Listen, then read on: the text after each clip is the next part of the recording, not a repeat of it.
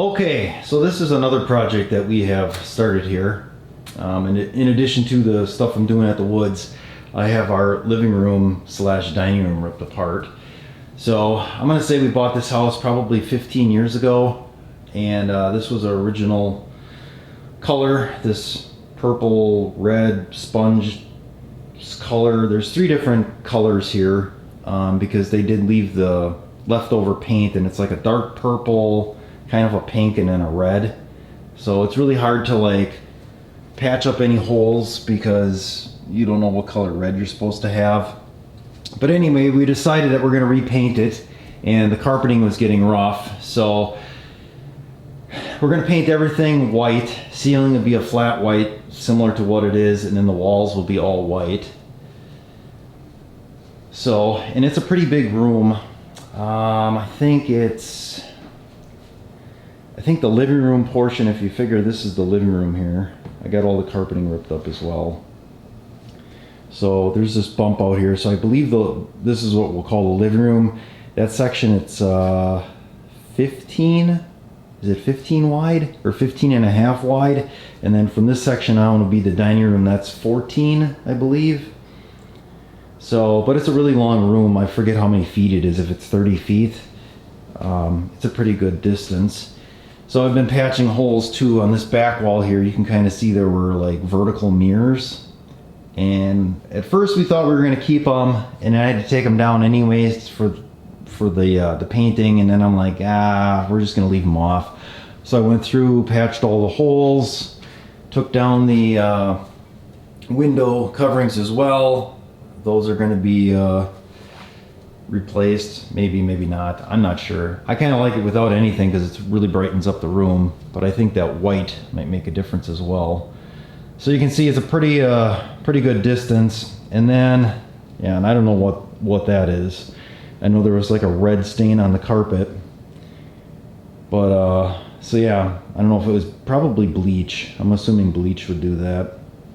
But all the plywood in here, so the way this is laid out, it's 5/8 is the subfloor and 3/4 on the top. And this house was built in 1968, so everything was hand nailed. Sometimes they missed, sometimes they put their lines down and they didn't have them exactly where they should have been, or maybe the floor joist was a little wonky and they missed. So I went back through and put in a number 9 2 3/4 inch construction screw wherever there was a nail. So I bought 2.5 boxes of screws, and I got, I think, a handful left. So there's a lot of screws in the floor. Nothing moves anymore. I know when I put the screws in, it definitely sucked it down. And then the other thing I did was I went through and I changed out all the outlets. So these are 15 amp and they're like a commercial grade. So hopefully you don't end up with the part below the ground breaking off. Sometimes that breaks off on the cheaper outlets. These got like the steel plate in the back for support, so that should be pretty decent. The carpeting we're going to go with, they told us we can leave the tackless in, that the tackless should be good, so I didn't pull any of the tackless up, so that'll all stay. And then I pulled up all the trim around the windows, though I did not. That's hard to see. That most of that was pretty good. There's just a couple spots I might have to take a utility knife because I think some of their tape is still on from when they painted this purple. So I pulled up all the baseboard, and then the heat vent, which this one is ungodly long. I don't know if that's 8 feet or a little over 8. Those I'm going to spray white. I think I'm going to do it. I'm not sure yet. The small vents here, the return vents, those I am going to spray white. I got a white primer and just a white Rust-Oleum. There's a spot here where the tackless actually that broke out trying to, I think, pull the carpeting up. It ripped up with it. But anyway, like I said, I went through, screwed the floor down, pounded some of the nails down that looked like they worked themselves up. Otherwise, everything looks like it's in pretty good shape overall. So that's what I've been working on. And I think we're going to replace the dining light as well. All the furniture is going to get replaced. It's a full full deal. Actually, the couch is ordered already because that's going to take 6 months, I think they said, to get in. So the couch is ordered, the paint is all figured, the carpet is picked out, but we haven't had them out here yet to give us the final measurement or whatever, because they got to measure it. But I want to get it painted first, then we'll have the carpet in, and I still got to change the dining room outlets. I got enough outlets to do those as well. But all the other switches I've upgraded to like the heavier duty, especially the one like this one gets used a lot. It's on and off constantly.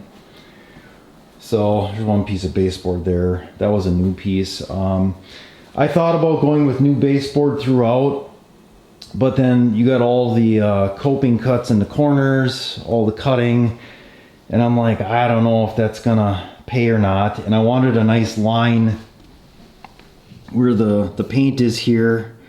So they had to come off that, and they got a lot of this purple paint on the baseboard, so I wanted to either change it or clean it up. So what I did was I sanded down most of the baseboard. There's 2 pieces I gotta finish yet. And I just used a shellac on it, a non-tinted shellac. So it's shinier, I think, than what the original finish was. But I started with a 220, and I got off all of the purple on the top here. I don't think there's any on the back either. Maybe a couple spots, but you won't see anything on the back.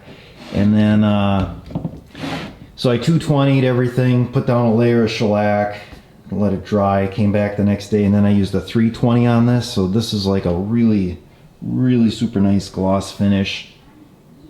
So, and the advantage to that is I don't have to do any of the special cuts here, and it seems like the baseboard you buy in the store is thinner than this. This stuff is pretty thick, so that'll be nice to just be able to install that, and then I'll just shoot that on with some brads. So I got some holes there I gotta fill, but I don't know, it seems like it turned out all right. I didn't take it down past the stain, and it's kind of inconsistent, because there you got a real tight grain piece, here's a wider grain, and then like that piece is dark, this piece is way darker, that's kind of light. So I don't know, that's just how it was, and that's just how we're gonna leave it, I guess. So yeah, been busy with stuff here, doing this, and then trying to do the wood stuff as well. So I'll keep you updated on this. I don't know if we'll do a step-by-step or maybe a before like now, and then what a finished product is going to be here. So all right, that's going to be it for now.